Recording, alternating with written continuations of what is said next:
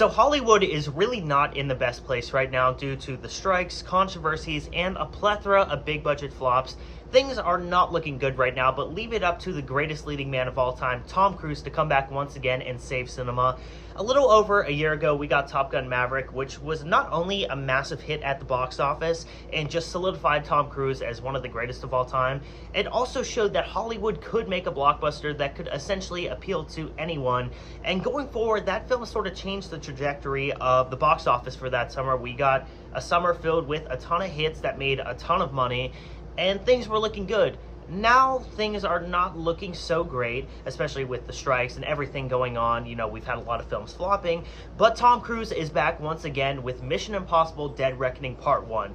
This film is absolutely incredible. I was so excited leading up to this movie, and needless to say, this lived up to my expectations. I think this is a masterpiece in blockbuster cinema and probably the best movie of the year so far. The cast here is absolutely incredible. I mean, what else can be said about Tom Cruise? He is one of the greatest of all time. The dedication and commitment that he puts into each and every single movie is just so commendable, and he does a fantastic job in this movie. It's also great seeing some returning actors like Simon Pegg, Ving Rhames, and Rebecca Ferguson. I think all of them are great, and I love their team dynamic together. We also get a newcomer in Hayley Atwell, and I thought she was fantastic in the film. It was a really great choice to introduce her character into this two-part finale because it adds a whole nother level to the thrill going on. I thought she had great chemistry with Tom Cruise, and I'm very interested to see where they're going to take her character in part 2. I also thought the dude who played the villain here did a really good job. I'm sorry, I'm forgetting the name right now, but he was fantastic in the film and just perfectly cast as this just terrifying role, and he was excellent in the action scenes as well. And speaking of the action, it is absolutely amazing here. The Mission Impossible films have never really been big on hand-to-hand combat. That stuff, though, is obviously really solid. Compared to John Wick, though, nowhere near as good, but still fantastic. Where the Mission Impossible series really shines is in its car chases and stunts, and all that stuff is absolutely incredible here. There's an extended chase scene through Italy, I believe, that was masterfully done. Everything about it was just perfect, and also the stunts in this film are amazing. Obviously, the big one featured in the marketing of this movie is Tom Cruise riding off that cliff on a motorcycle and then parachuting down, and it is just as good as it is in the actual movie as it is in the marketing. Part of me wishes they hadn't revealed that in the trailers, because that would have been an amazing reveal to see for the first time in cinemas. But with that being said, I think it is an excellent sequence. So well done, and just hats off to Tom Cruise. I'm not actually going to take this hat off, but hats off to him for actually doing this stunt, because it is just breathtaking, terrifying. Everything about it was just so well done. And again, that sequence alone solidifies him as one of the greatest action stars of all time. The story here is also really interesting too. It deals with the idea of AI technology, something that is very relevant to what is going on in Hollywood currently. And I thought it was fantastic. I thought it was a great direction to take this two-part finale. It adds such an interesting element to the story, and there's still so much they can explore with the idea of this AI piece of technology, and I'm interested to see what they're going to do with that in part 2. But I thought everything about that was great. It's very relevant. It's really smart, and something that's great about the Mission Impossible films is that, you know, they're excellent action movies. They're great blockbuster cinema, just sitting down, enjoying edge of your seat action, that type of stuff.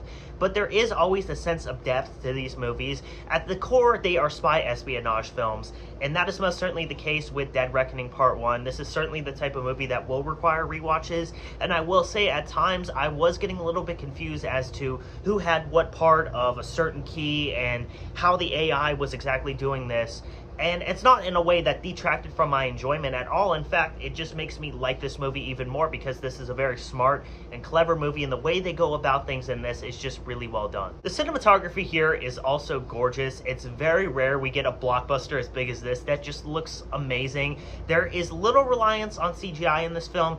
You know, Top Gun Maverick, for instance, a big part of that film was that everything was practical, or for the most part. I would say probably about 99% of that film was practical. Obviously, you do have to do some CGI overlay for like explosions, that kind of stuff.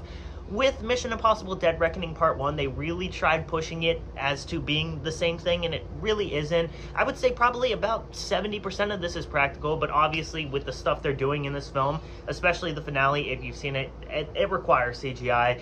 And I will say, I think the CGI looks solid, for sure. I mean, this is a $300 million movie. It looks great, and I thought, you know, obviously they put a ton of work into these sequences, but at the same time, in this movie, you do have a great practical feel to a lot of sequences. So when there are shots of CGI thrown in there, it can be a little bit jarring. Again, it looks good, but it is noticeable. We aren't at the point with CGI that it is completely indistinguishable from something that is being done practically.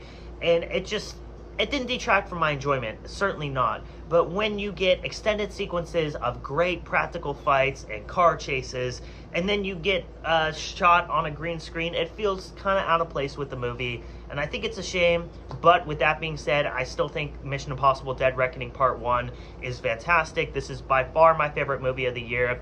I think it sucks that this is being overshadowed by Barbie and Oppenheimer. Still though, I'm very excited for Oppenheimer. I probably will check out Barbie as well, just for the video if I'm being honest, but still, I'm going to see both of those. I just feel like with this film, they may have released it at not a great time, but still, if you haven't seen this film, I highly recommend checking it out in theaters. As I said, I think this is a masterpiece in blockbuster cinema. I think this is a must-see movie in theaters, and personally, I think it's the best film of the year so far. So guys, I'm going to give Mission Impossible Dead Reckoning Part 1 a 5 out of 5. If you did enjoy this video, as always, make sure to drop a like and subscribe. It is greatly appreciated, and I'll be back very soon with some brand new content. This is Shai signing off. Peace out.